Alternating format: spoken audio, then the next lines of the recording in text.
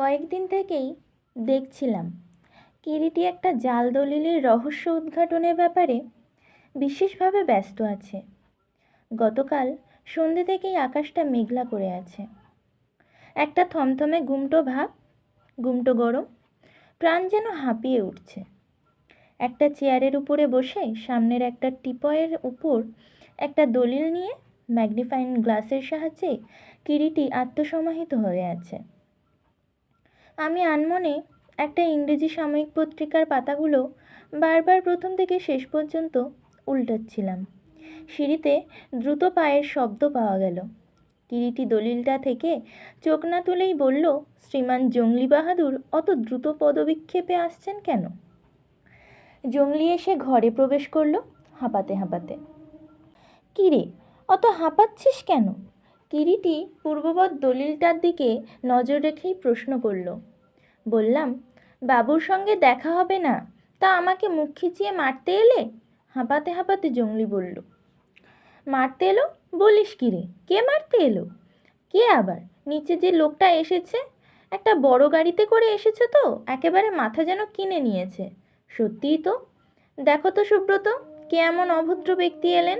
হাসতে হাসতে কিরিটি আমাকে বলল। অগত্যা সোফা ছেড়ে উঠতেই হলো। নিচে গিয়ে দেখি সর্বনাশ, এই যে নবীপুরের স্টেটের রাজা বাহাদুর স্বয়ং। মহারাজ, আপনি? হ্যাঁ।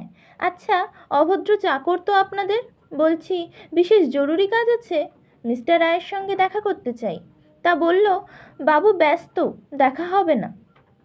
আসুন আপনি, ওর কথায় কোনো দোষ দেবেন না, ওর উপরে এমনই আদেশ ছিল। রাজা বাহাদুরকে নিয়ে উপরে চললাম। ঘরের মধ্যে প্রবেশ করতেই কিরিটি সাদর আহ্বান জানালো। কি সৌভাগ্য! আসুন আসুন। রাজা বাহাদুর কিরিটির আহ্বানে আসন গ্রহণ করলেন। আপনার সঙ্গে প্রাইভেট কথা ছিল, মিস্টার রায়।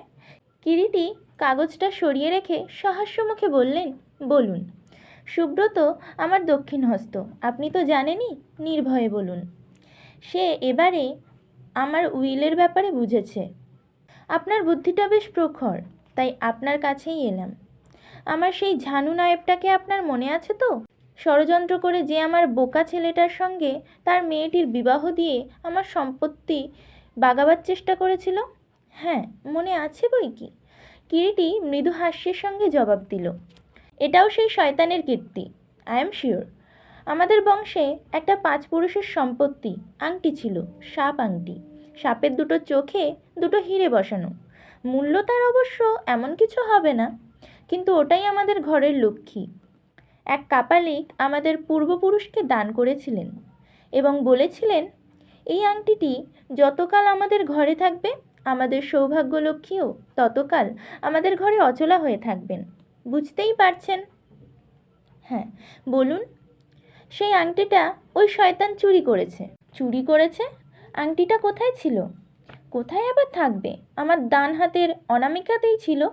সহসা কিরিটি রাজা বাহাদুরের হাতের দিকে তাকিয়ে বলল, কিন্তু আপনার হাতে যে আংটিটা দেখতে পাচ্ছি, এটা একটা ইমিটেশন, নকল আংটি।